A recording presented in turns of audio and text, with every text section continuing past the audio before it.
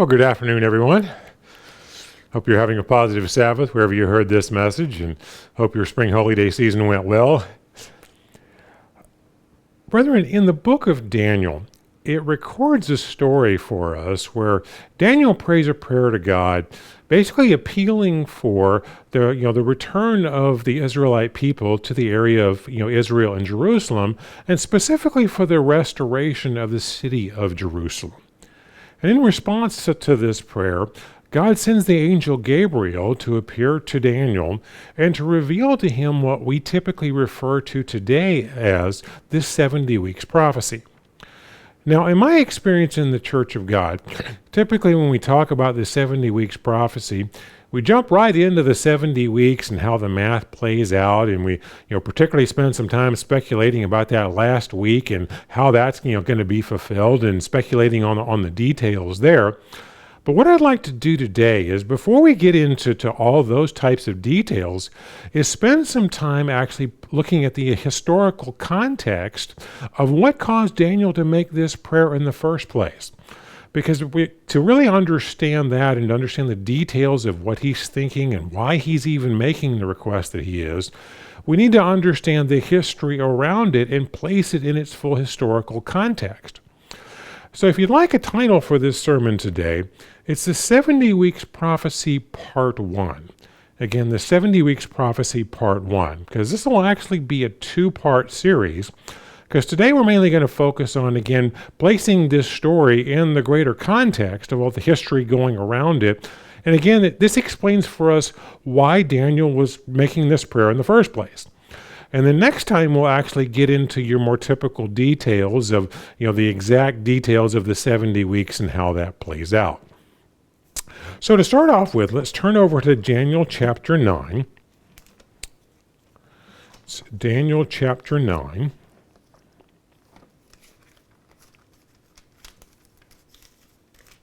And we'll start here in verse 1.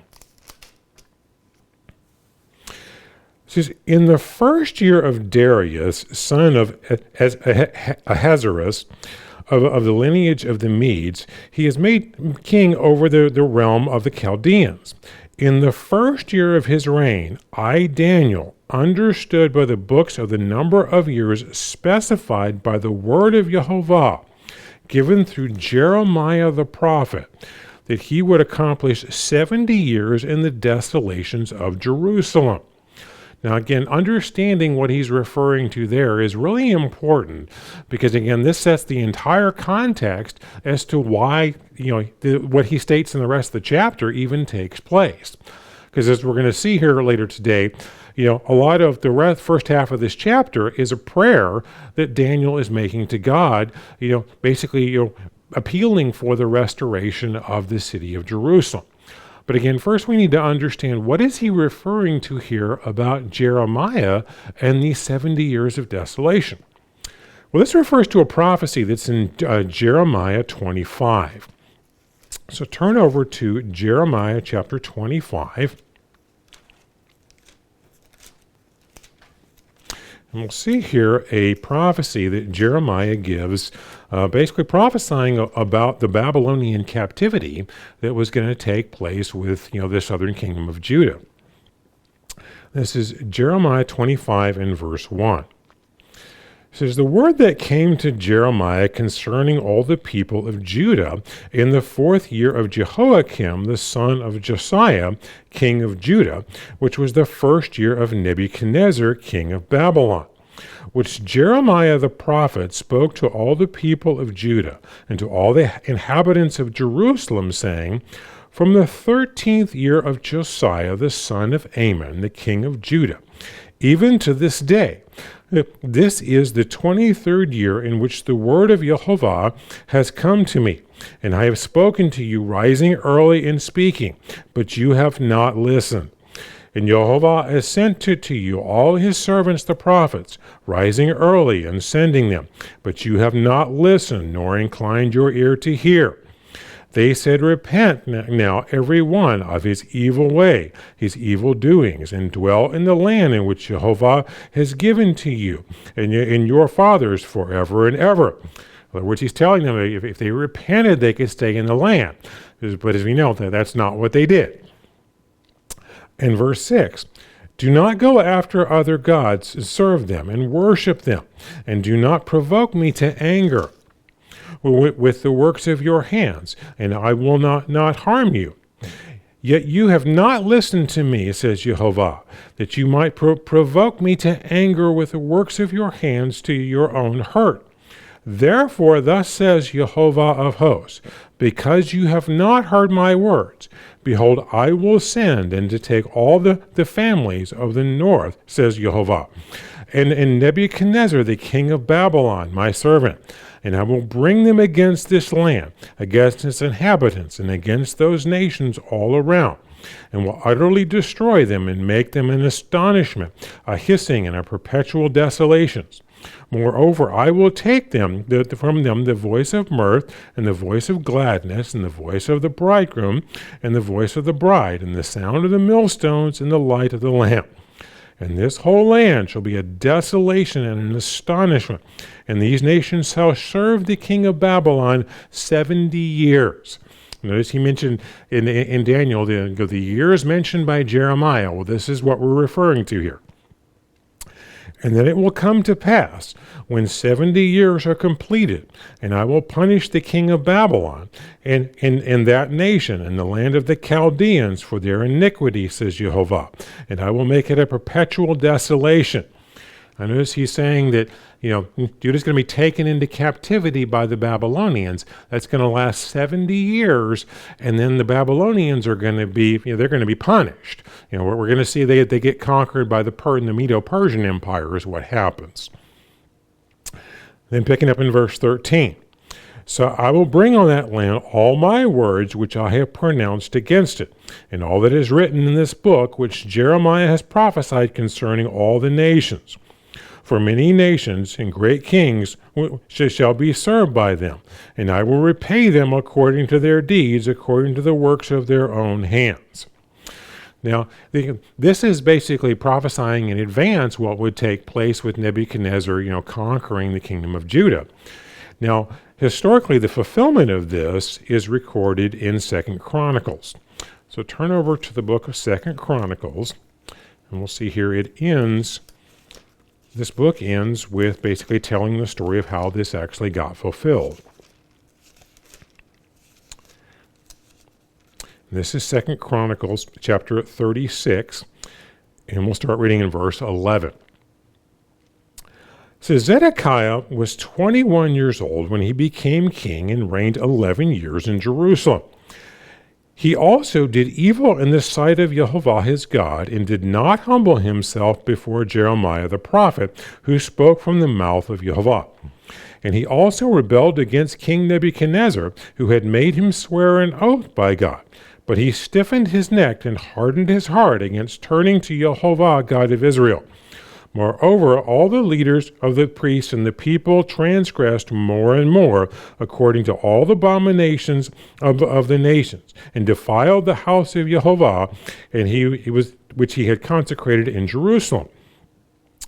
And Jehovah, God of their fathers, sent warnings to them by his messengers, rising up early and sending them, because he had compassion upon his people and on his dwelling place. And they mocked the messengers of God, despised his words, and scoffed at his prophets, until the wrath of Jehovah arose against his people, till there was no remedy. So this is exactly how Jeremiah described it, because they've not listened, and they were warned numerous times and refused to repent. Then Nebuchadnezzar was brought upon them to destroy them. In verse 17, Therefore he brought against them the king of the Chaldeans, who killed their young men with the sword in the house of their sanctuary, and had no compassion on their young man or virgin, or on the aged or the weak, and he gave them into his hands. And all the articles of the house of God, great and small, treasures of the house of Jehovah, and treasures of the kings, and the leaders, and all he took to Babylon. And he burned the house of God, and broke down the walls of Jerusalem, and burned all the palaces with fire, and destroyed all the precious possessions. And those who escaped from the sword he carried away to Babylon. where he became servants where they became servants to him, his sons, until the reign of the king of Persia. Now, see, it mentions here it was when the Babylonians were punished for their actions. It was being conquered by the Medo-Persian Empire.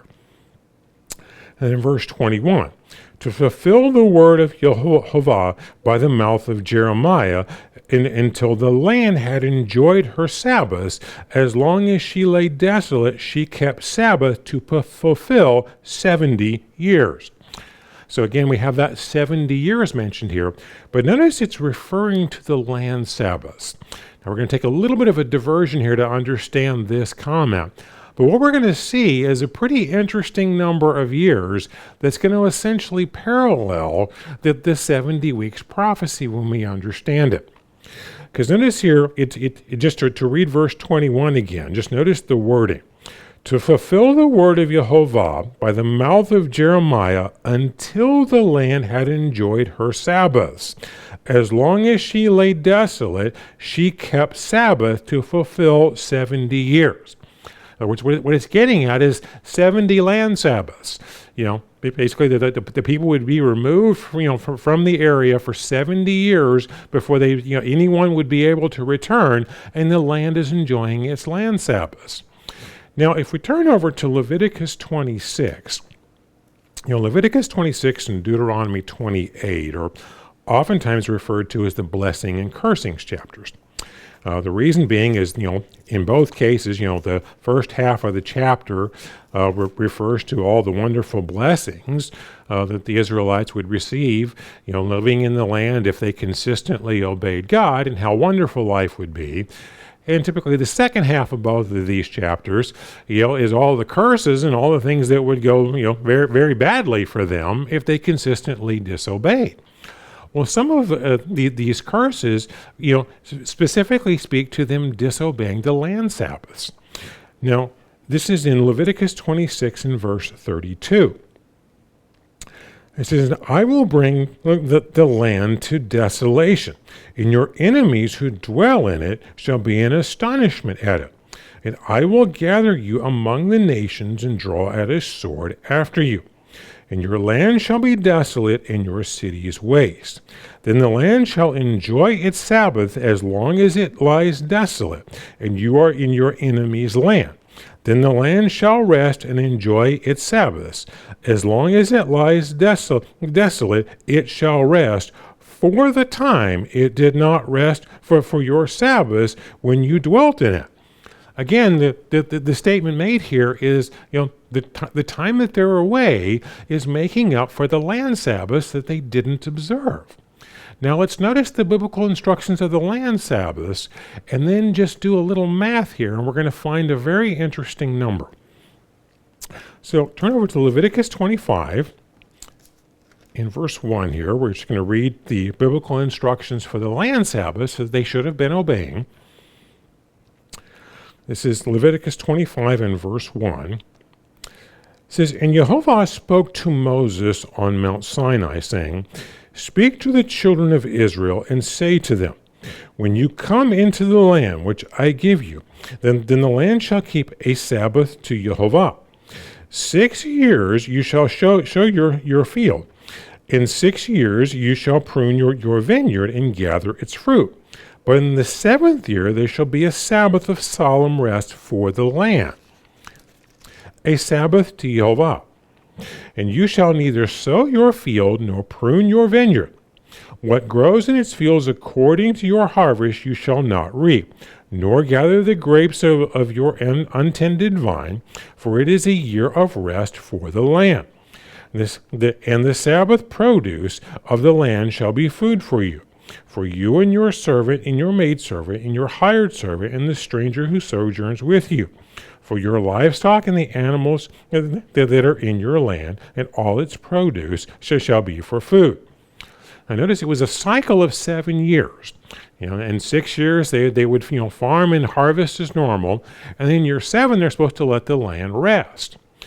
Now let's do a little math, and we're going to see a very interesting number here.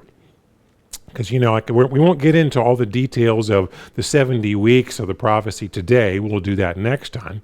But what we're going to find when we do that is it's talking about a period of 490 years.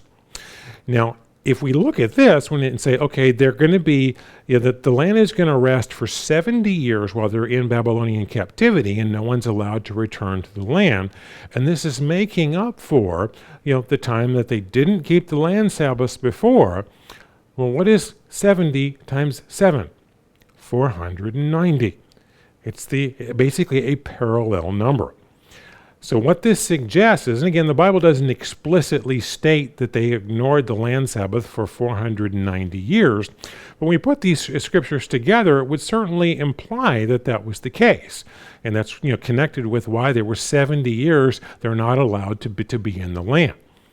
And then we're going to see later when we lay out all the details of the 70 weeks prophecy, what it's really about, what Daniel prays about, and he's requesting is God to restore Jerusalem, to send the people back into the land.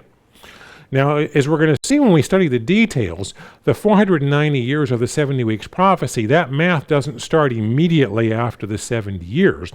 But what you have is it suggests that they were ignoring the land Sabbaths for a 490-year period, wind up with no one in the land for 70 years, making up for the land Sabbaths for that whole time. And there's their restoration coming back to the promised land, being able to come back to Jerusalem and restore it. Again, we'll get next time into the exact math of how the 490 years of the 70 weeks prophecy plays out, but it's kind of on the other end of this. I thought that was kind of an interesting parallel, how all that played out. But now, as I mentioned before, the prophet Jeremiah had prophesied the Babylonian captivity. That Israel would be basically removed from the land for a period of 70 years. But he didn't just prophesy them being removed from the land. He also prophesied that after the 70 years, there would be a plan to bring them back. And this is in Jeremiah 29. So turn over to Jeremiah chapter 29.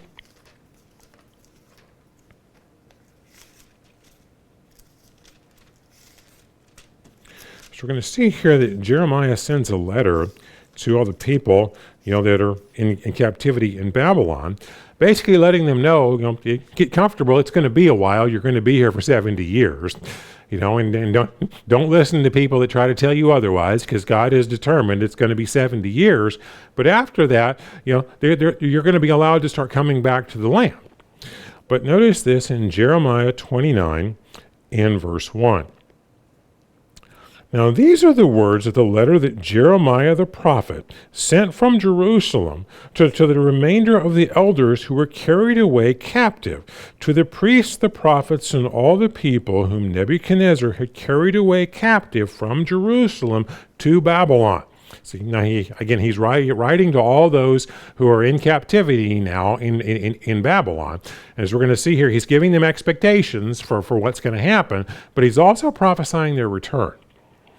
And in verse 2, this happened after Jeconiah the king, the queen mother, the eunuchs, the princes of Judah and Jerusalem, the craftsmen and the smiths, departed from Jerusalem. The letter was sent by the hand of Elisha, the son of Shaphan, and Gemariah, the son of Hilkiah, whom Zedekiah, king of Judah, sent to Babylon, to Nebuchadnezzar, king of Babylon, saying, Thus says Yahweh of hosts, of the God of Israel, to all who were carried away captive, whom I have caused to be carried away from Jerusalem to Babylon. Build houses and dwell in them. Plant gardens and eat their fruit. Take wives and beget sons and daughters. Take wives to your sons and give your daughters to husbands, so that they may bear sons and daughters, that they may be increased there and not diminished. And seek the peace of the city where I have caused you to be carried away captive, and pray to Jehovah, for it is the peace you will have peace. For in its peace you will have peace. For thus says Yahweh of hosts, the God of Israel, do not let your prophets, your diviners who are in the midst, deceive you, nor listen to your dreams which you have caused to be dreams. For they prophesy falsely to you in my name, and I have not sent them, says Jehovah. For thus says Jehovah, after 70 years are completed at Babylon, I will visit and perform my good word toward you, and cause you to return to this place.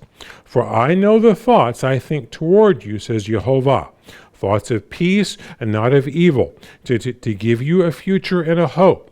And then you will call upon me and go and pray to me, and I will listen to you. And you will seek me and find me, and then you search for me with all of your heart. And I will be found by you, says Jehovah. And I will bring you back from your captivity, and I will gather you and all the nations from the places where I have driven you, says Jehovah. And I will bring you to the place from which I caused you to be carried away captive. See, Jeremiah, again, not only prophesied their captivity and their being removed from the land, he also let them know you're going to return to the land, that there's going to be this 70-year period, and then there's going to be a plan for you to start returning to the land. And see, this is what Daniel understood when he's making this prayer. Because as we noticed before when we were reading the first couple of verses there, it referred to, that he is aware of the years of what Jeremiah prophesied. And Daniel has watched a lot of this play out.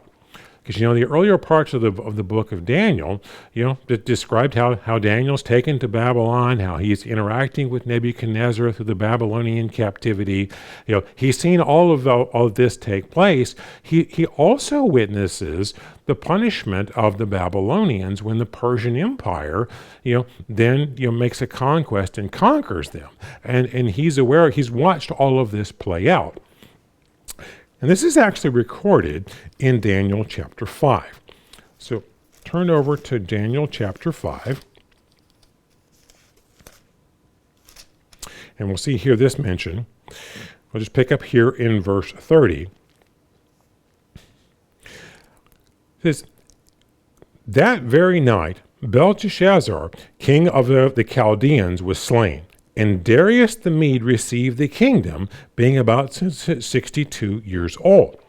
Now see, it's within a year of this happening that Daniel 9 is recorded. And it directly tells us this. So if you turn back over to Daniel 9, we're just going to reread here the first two verses that we read a moment ago, but just notice the timing here. And this helps us get into Daniel's head and what he's thinking as to why he made the prayer that we're about to read here. That, again, this prayer that results in the angel Gabriel coming to him and revealing the 70 weeks prophecy.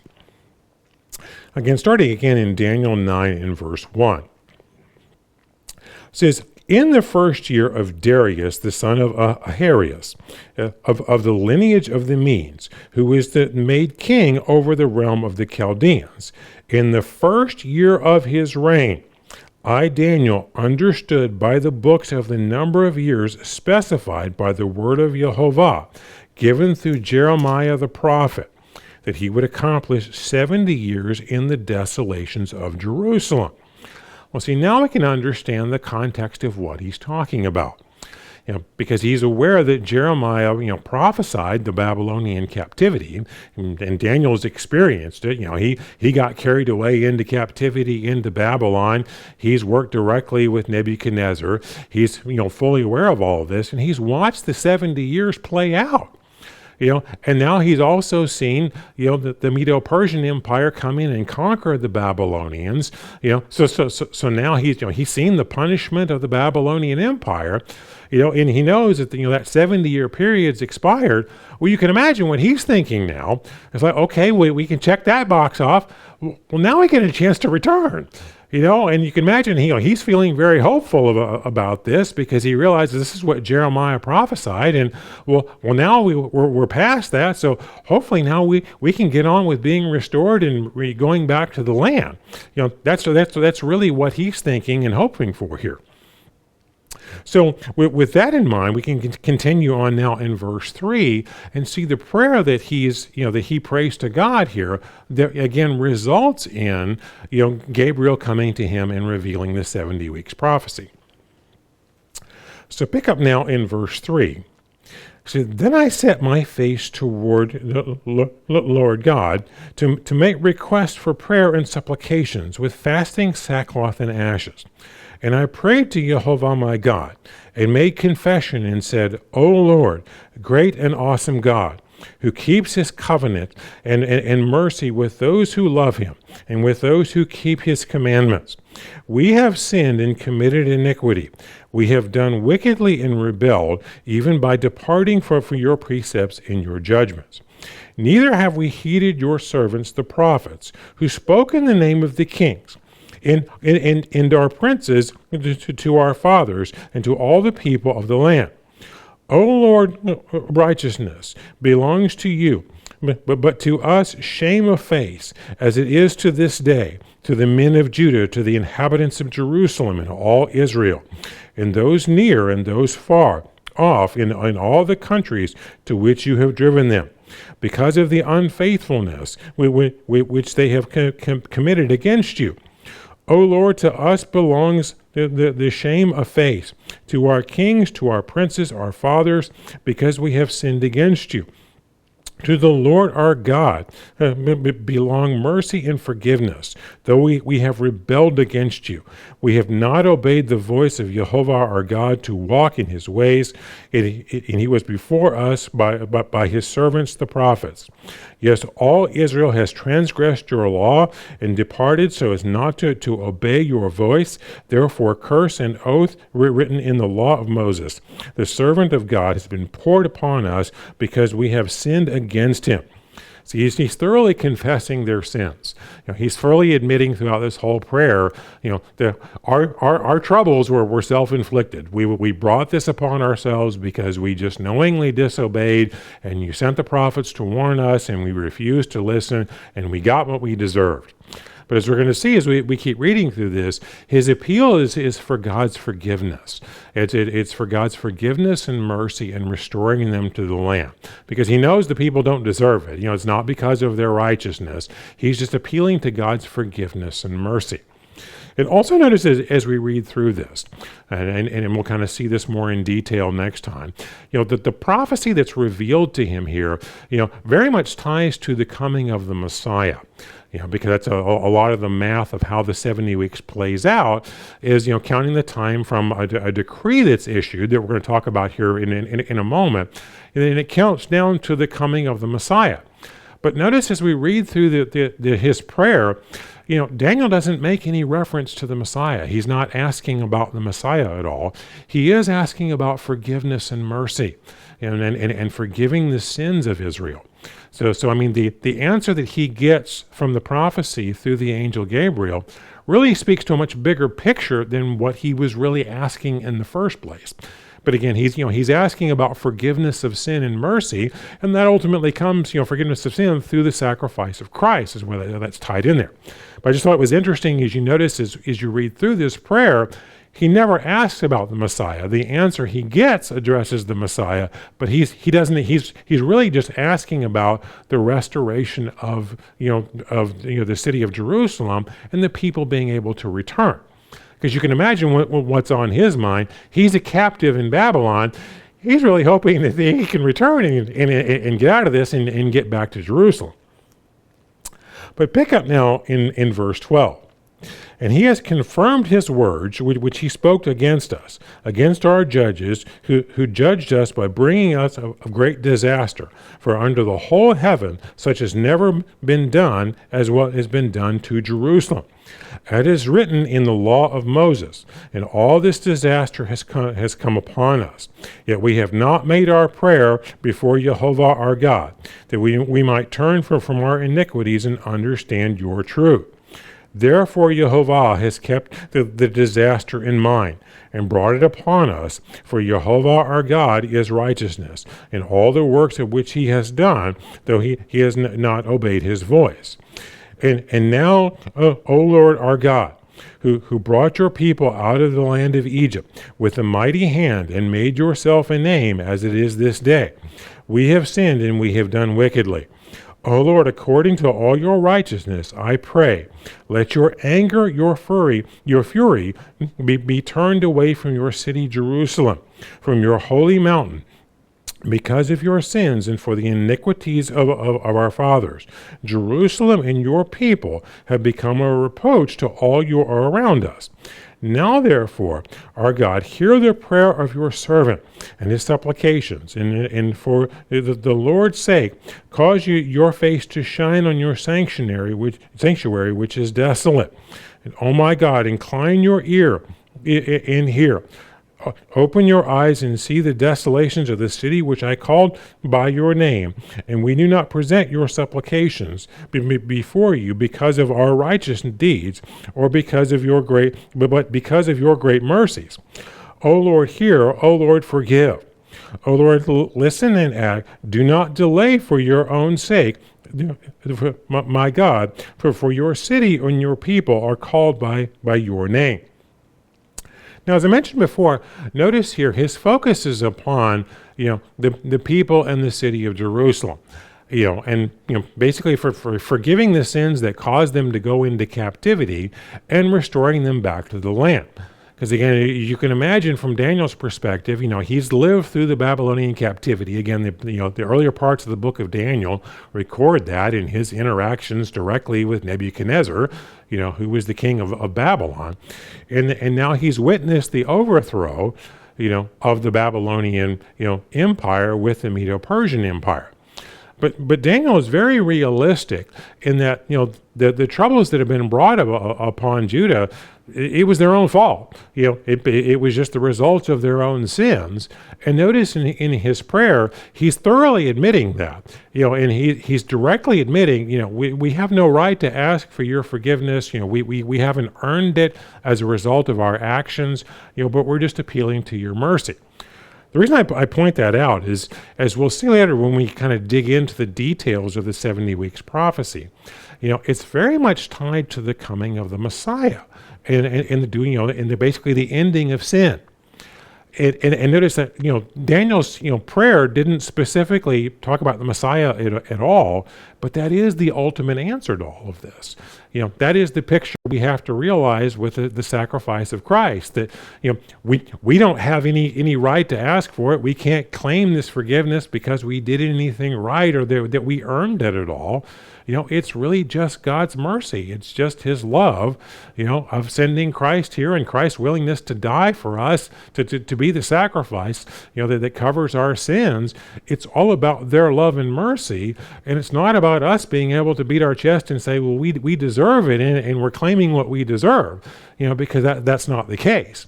I just think that ties into Daniel's prayer here. Again, even though he's not asking anything, specifically about the Messiah or when would the Messiah come, that's not a part of what he's talking about here. But now notice here, picking up in verse 20, what we're going to see here is the angel Gabriel is then sent to him, as a response to this prayer. And this is what results in the 70 weeks prophecy being revealed to him. Now pick up in verse 20. Now while I was speaking, praying and confessing my sin and the sin of my people Israel, and presenting my supplication before Jehovah my God, for the holy mountain of my God. Yes, while I was speaking in prayer, the man Gabriel, of whom I had seen in a vision at the beginning, being caused to fly swiftly, reached me about the time of the evening offering. And he informed me and talked with me and said, O Daniel, I have now come forth to give you skill to understand. At the beginning of your supplications, the command went out, and I have come to tell you, for you are greatly beloved, therefore consider the matter and understand the vision. Now, as I mentioned previously, today we're only going to kind of briefly get into some of the details of the 70 weeks prophecy, where we're going to dig in more, in part 2, into the details and how the math exactly plays out. But today we're just going to look at the first 2 verses, and specifically the command or decree that this is tied to. Because this is what we're going to see here in a minute. The whole story of Israel being restored, back to being able to go back to the area of Jerusalem and, in that whole area, and, rebuilding the temple and reestablishing the city and such, this plays out over a number of years.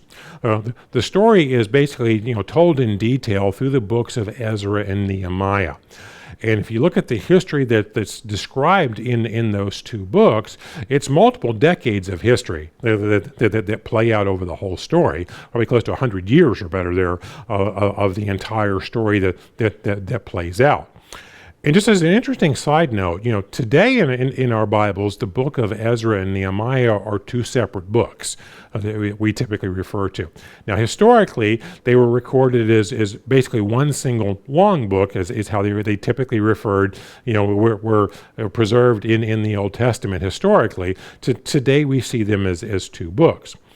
But if you go through those books, particularly the book of Ezra, you can't just go back and look for, a command or decree that's, from a Persian king that's recorded there, and you just do the math from that decree, because there's multiple to pick from. So you have to kind of dig into the details of what decree are we talking about here, and understand, kind of what Daniel describes and gives us the clues to understand what decree we're talking about. And then look at the various decrees, and also looking at the math of, historically, when they're dated, and kind of counting the first 69 weeks of the prophecy forward, because we're going to see that has to tie us to Christ. It has to tie us to the ministry of Jesus Christ in one way or another. And in several of these options, it's not really going to work out.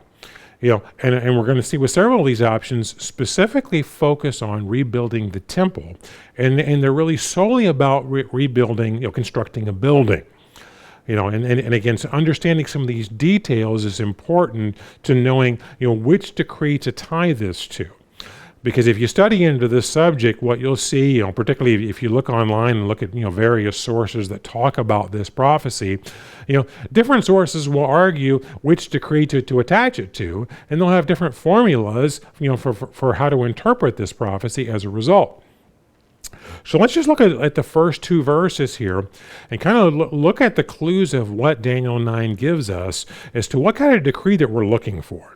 And then we're going to look at several of the decrees in the book of Ezra, so we can kind of solve this particular part of the puzzle, so that next time that we can then dig into the details of the 70 weeks and how they play out. So let's start reading here now in verse 24 of Daniel 9. It says, 70 weeks are determined for your people and for your holy city. In other words, for the city of Jerusalem. To finish the transgressions, to make an end of sins, to make reconciliation for iniquity, to bring in everlasting righteousness, to seal up vision and prophecy, and to anoint the most holy. Know therefore and understand that from the going forth of the command to restore and build Jerusalem until Messiah the Prince, there shall be 7 weeks and 62 weeks, and the street will be built again, and the wall even in troublesome times. Now, as we can see here from verse 25, and again, we'll get into all the details of how the math plays out next time, and kind of dig into that in much more detail. But it tells us basically a period here of 69 weeks. We're going to see next time that adds up to 483 years. And it's from a going forth of a command, and it's supposed to connect us with the Messiah, or with Christ's ministry. Now that's going to be an important clue right there, because we got a 483 period, and one of the clues we have to look for is the math has to work out for us. But there's some other details we need to look at as well. If you notice here in the middle of the verse, it says to restore and build Jerusalem. Now, if you look at the Hebrew words involved here, the Hebrew word there for build, it means kind of what you would expect it to mean. It's like constructing something. But the word restore is what we need to focus on here, the Hebrew word here that's translated as restore in English. Now, this word is transliterated into English as sub. It's S-U-B. It's Strong's number 7725. And the definition I'm going to give you comes from the Complete Word Study Dictionary of the Old Testament by Warren Baker and Eugene Carpenter. And they define it as, quote, a verb meaning to turn, to return, to go back, to do again, to change, to withdraw, to bring back, to reestablish, to be returned, to bring back, to take, to restore, to recompense, to answer, to hinder. So notice here, we're referring to Jerusalem. So what we're going to need to look for is a decree that speaks to something broader than just constructing the temple, than just building a building. Because we're talking about restoring Jerusalem, reestablishing, in other words, making it some meaningful semblance of what it was historically, prior to this time frame. That's one of the clues that we're going to be looking for. The other is, if you look down a little further in verse 25, it says, the street shall be built again and the wall. Now, the reference to the wall there is pretty straightforward. That's really a lot of the focus of the book of Nehemiah. You've probably heard referred to in the past Nehemiah's wall, because a lot of the focus of that book is Nehemiah going back to Jerusalem to reconstruct the wall that was around the city. But the word street there, to really understand what that's getting at, we got to dig into the Hebrew a little more in more detail. Because when we use the word street in English today, what comes to mind for most of us in our modern day society is, well, I know what a street is. Well, that's the paved strip I drive my car on. Well, this word can have that meaning, but it has a much broader meaning as well. Now, the Hebrew here is transliterated into English as Rehob. It's R-E-H-O-B. It's Strong's number 7339. And again, the definition I'm going to give you comes again from Baker and Carpenter. And they define it as, quote, a feminine noun referring to a street, a public square, an open place. It uniformly indicates an open area, a plaza, a public square of a town or village where most people met. Nearly all cities had such an area. Wisdom cries out to people in the town square, a public place. It refers to the entire network of open areas and streets in some cases. It would be a feature included in rebuilt Jerusalem. And that's, that last statement is specifically referring to this verse. So again, what we're getting at here is a restoration of the city, again, bringing it back to, with the infrastructure and, to a meaningful semblance of what it was historically. We're talking a much broader scope than just rebuilding the temple. And you'll see in a moment here why I'm emphasizing that particular detail here.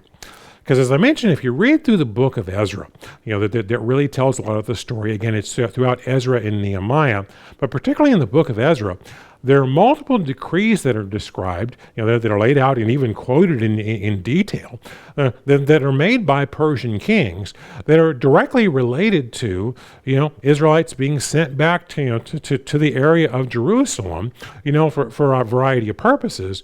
But a couple of them, again, we can eliminate because they're just specifically, focused on rebuilding the temple. We'll see that particular detail. We'll also notice a problem with the math, again, because this 483 period, the 483 year period has got to connect us from the going out of this command to, in some meaningful way, to Christ's ministry. So turn back over to 2 Chronicles. Because as we saw previously, the book of Chronicles, the ending was telling us about the Babylonian captivity that took place. But the very end of the book tells us about one of the first decrees that's also described in the book of Ezra. But just pick up here in 2 Chronicles 36 and verse 22. Now in the first year of Cyrus, king of Persia, that the word of Jehovah spoken by the mouth of Jeremiah might be fulfilled. Jehovah stirred up the spirit of Cyrus, king of Persia, so that he made a proclamation throughout all of his kingdom, and also put it in writing, saying, Thus says Cyrus, king of Persia, all the kingdoms of the earth Jehovah, God of heaven, has given me. And he has commanded me to build him a house at Jerusalem, which is in Judah. Who is there among you of all his people? May Jehovah his God, may Jehovah his God be with him, and let him go up. Now, if we turn over just across the page here to the beginning of the book of Ezra, we'll see this again, this same decree mentioned here in a little bit more detail. But I want you to notice as you read through this, again, it's very specifically referring to rebuilding the temple. And notice here in verse 1, now in the first year of Cyrus king of Persia, that the word of Jehovah spoken by the mouth of Jeremiah might be fulfilled. And Jehovah stirred up the spirit of Cyrus king of Persia, so that he made a proclamation throughout all of his kingdom, and also put it in writing, saying, Thus says Cyrus king of Persia, all the kingdoms of the earth Jehovah, God of heaven, has given me, and he has commanded me to build him a house at Jerusalem, which is in Judah, who is there among you of all of his people. May his God be with him. Now let him go up to Jerusalem, which is in Judah, and build the house of Jehovah, God of Israel. He is God, which is in Jerusalem. And whoever remains in any place where he sojourns, let the men of his place help him with silver and gold and goods and livestock, and besides the freewill offerings for the house of God, which is in Jerusalem. And then the heads of the fathers' houses of Judah and Benjamin, and the priests and the Levites, with all those whose spirits God had moved, arose to go up to build the house of Jehovah, which is in Jerusalem.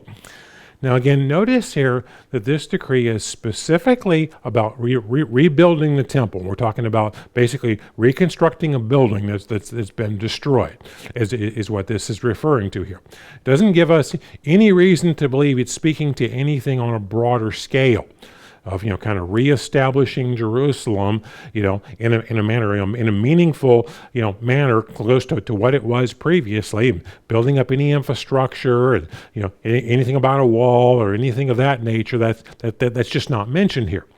We also have a mathematical challenge as well.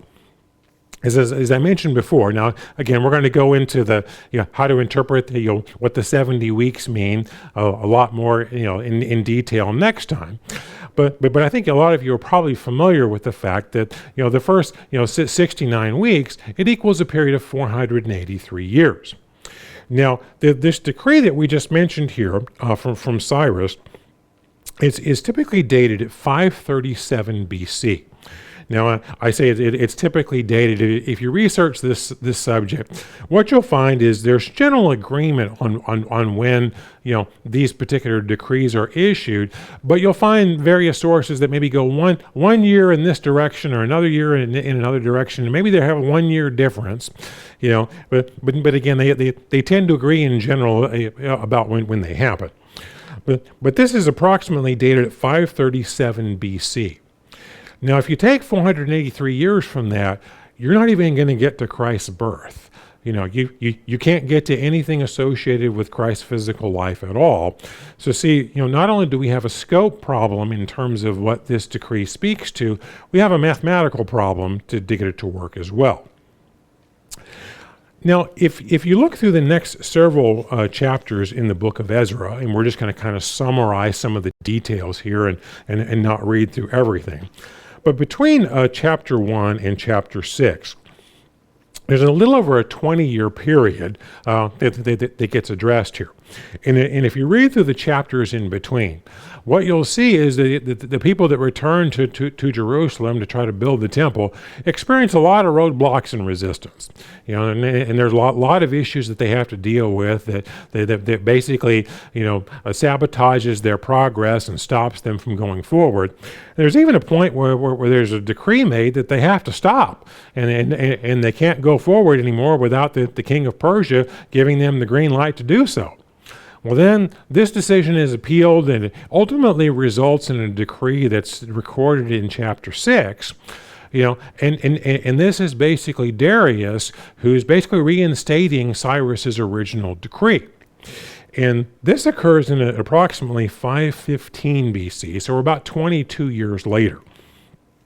But let's just start reading here in Ezra chapter 6 and verse 1. And again, notice as we go through this that once again, this is solely focused on rebuilding the temple.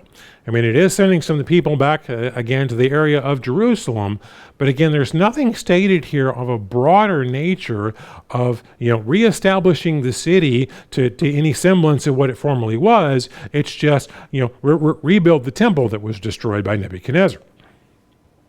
And this is Ezra 6 and verse 1. And then King Darius issued a decree, and a search was made in the archives where the treasures were stored in Babylon. And at Akhmetha, in the palace, that is the province of Media, a scroll was found in the record. It was written, in the first year of Cyrus, King Cyrus issued a decree concerning the house of the God of Jerusalem, God at Jerusalem. Now again, notice it's specifically about the temple. Let the house be rebuilt, and in place where they offered sacrifices, and let the foundations be firmly laid. And its height 60 cubits, and its width 60 cubits, and with 3 rows of heavy stones, and 1 row of new timber.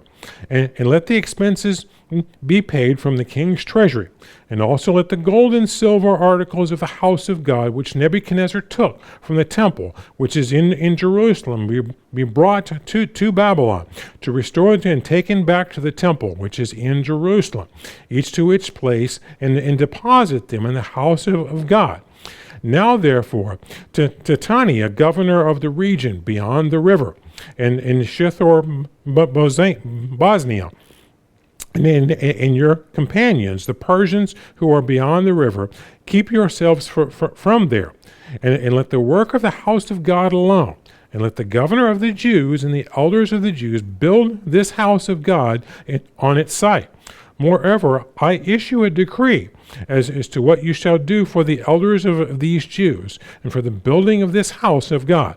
And let the cost be paid at the king's expense from taxes in the region beyond the river. And this is to be given immediately to those men, so that they are not hindered. And whatever that they need, young bulls, rams, lambs, and the burnt offerings of the God of heaven, wheat, salt, wine, oil, according to the requests of the priests who are in Jerusalem, let it be given them day by day without fail, that they may offer sacrifices of sweet aroma to the God of heaven, and pray for the life of the king and his sons. And I issue a decree that whoever alters this edict, that a timber be pulled from the house and erected, and let him be hanged on it, and let his house be made a refuge and heap because of this. And may the God who causes his name to dwell there destroy any king or people who put their hand to alter it, or to destroy this house of God, which is in Jerusalem. I, Darius, issue the decree, and let it be done diligently. Now, again, as I mentioned before, notice here again how kind of laser focused this is on just rebuilding the temple. It's basically on reconstructing a building. There's nothing stated here that hints at a broader perspective of kind of reestablishing Jerusalem as a city, to a former state, that would qualify as restoring it, and making it kind of what it was, historically prior to the Babylonian captivity. We also have a mathematical problem, just like with Cyrus's decree. This one is a little bit later. As I mentioned, this is 22 years later. This is in 515 BC. But again, if we take 483 years and we subtract it from 515, we don't get to Christ's life. We don't even get to Christ's birth, let alone anything associated with his ministry. So this one doesn't really add up either.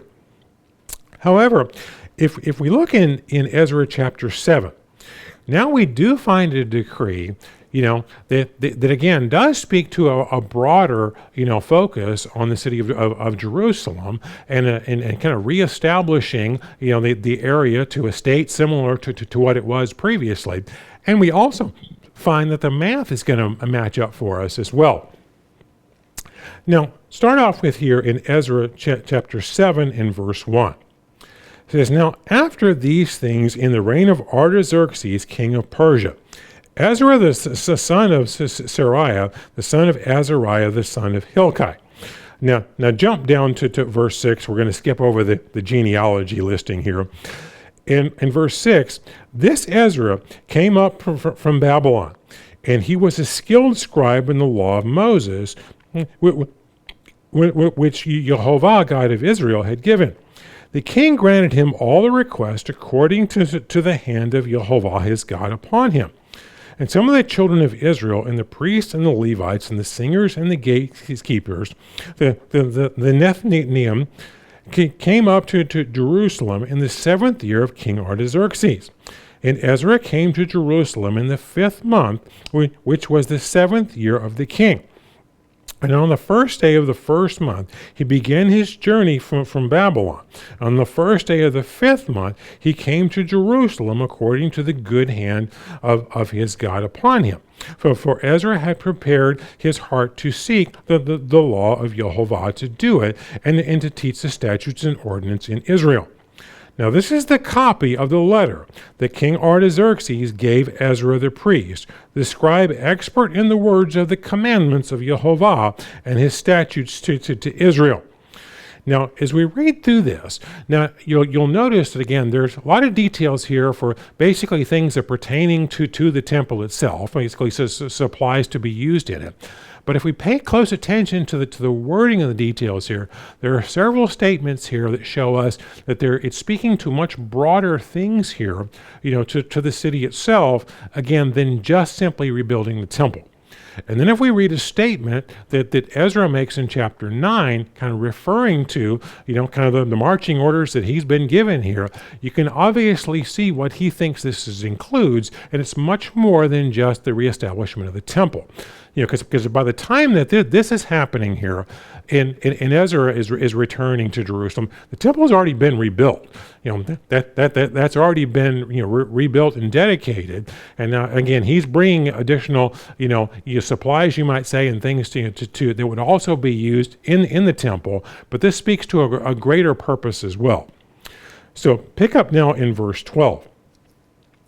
It says, Artaxerxes, king of kings, to Ezra the priest, a scribe of the law of God of heaven, perfect peace, and so forth. I issue a decree to all those of the people of Israel, and the priests and the Levites in my realm, who volunteer to go up to Jerusalem and may go with you. And whereas you are being sent by the king and his 7 counselors to inquire concerning Judah and Jerusalem. And again, he's inquiring Judah and Jerusalem. We're talking a bigger scope here. With regard to the law of your God, which is in your hand. Whereas you are to carry the silver, the gold, with the king and his counselors, and have freely offered to the God of Israel, whose dwelling is in Jerusalem. Whereas all the silver and the gold you may find in all of the province of Babylon, along with the freewill offering of the people, and the priests, and the freely offered to the house of their God in Jerusalem. Now therefore, be careful to buy with this money bulls, rams, lambs, with their grain offerings and their drink offerings, and offer them on the altar of the house of your God in Jerusalem.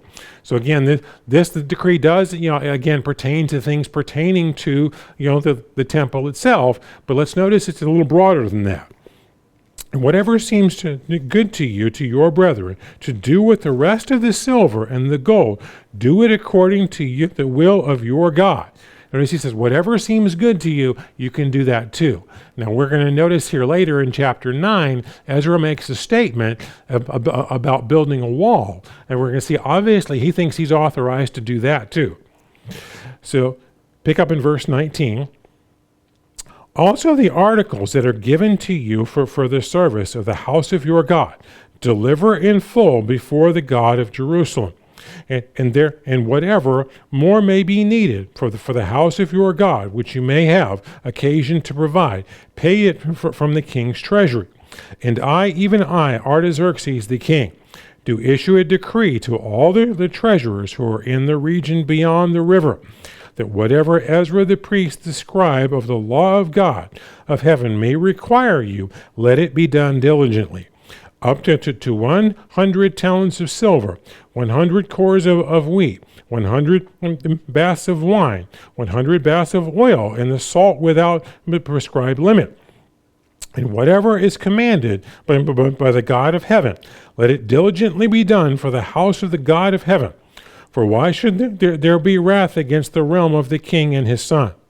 Also we inform you, there shall not be a law to impose tax, tribute, custom, or on any of the priests, Levites, singers, gatekeepers, Nethinim, and the servants of the house of God.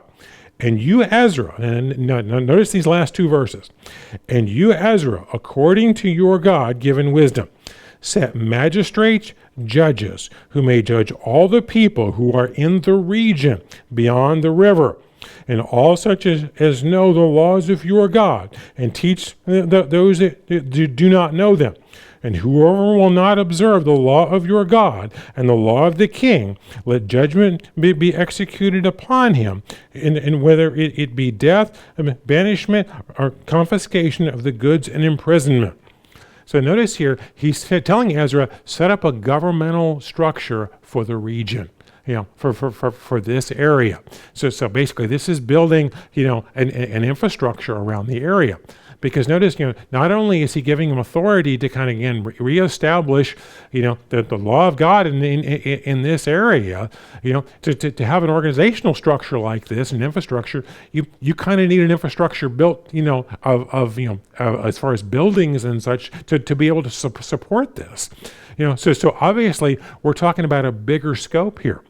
Now, as we noticed before, there was also mention of a wall, again in Daniel 9. And again, that's talked about in a lot more detail in the book of Nehemiah. But turn over to Ezra 9, because I want you to notice here in Ezra 9 that he makes reference to this. Now, again, this doesn't get constructed in the book of Ezra. It's not until the book of Nehemiah. But obviously, Ezra is already thinking this is part of the scope that he sent there to do because of a comment that he makes. Now, we're going to jump into a context here in Ezra 9. What he's actually addressing here is a problem with intermarriage among the people, because there had been, marriages among the people with, the pagan people of the area around them. And he was basically trying to address this problem. But just notice here in verse 9 a comment that he makes. For we were slaves, yet our God did not forsake us in our bondage. But he extended mercy to us in the sight of the kings of Persia, to revive us, to repair the house of our God, to rebuild its ruins, and to give us a wall in Judah and Jerusalem. Obviously, he's already talking about a wall. Nehemiah doesn't get sent until the next book, to come down, and he actually constructs this wall. But notice Ezra is already, has in his mind that this is part of what they're there for. This tells us that the decree that Ezra was given here in Ezra 7, this is really, the going out of the command that it's again to restore Jerusalem. It's not just, the temple had already been built by the time that he shows up, but this is establishing, a governmental structure in the area, and even has plans to eventually build a wall in the area. This speaks to what we read in Daniel 9 for the type of decree we should be looking for. But in addition to that, the math works out for us, because this decree is dated at 457 BC. Now again, we have a 483 period, and again, we'll get into that in more detail next time, that was from the going out of the command until the Messiah. Well, if you subtract 483 years from 457 BC, and you account for the fact that there's not a year zero, when you go from BC to AD, where you land is 27 AD. Which just happens to be the year that Christ's ministry started. So what we have is from the going out of the command until Messiah the Prince. And the math works out for us. Well, brethren, as I mentioned when we started off this sermon, I wanted to start off with, again, just establishing the whole historical context around the 70 weeks prophecy. Because what we typically do, at least in my experience, as I've experienced growing up in the Church of God, is oftentimes when we talk about the 70 weeks prophecy, we just jump straight into, the 70 weeks. We kind of plot that out, and then we spend most of our time kind of speculating about how that last week might be fulfilled. Now, we're going to talk about that last week, and next time as well, and getting to all those details. But what I wanted to do today is, again, establish this whole context so we understand where Daniel was coming from, what he was experiencing, what he's thinking, in the whole historical context of why he made that particular prayer, that resulted in great Gabriel coming to him to reveal the 70 weeks prophecy. So that'll wrap us up for today. And next time we're going to dig more again into the specific details of the 70 weeks prophecy. How we know that is a 490-year period, and how to apply that 490-year period. And again, specifically what that last week tells us and how that will actually be fulfilled. So that'll wrap us up for today. And I'll just say tune in next time for part 2.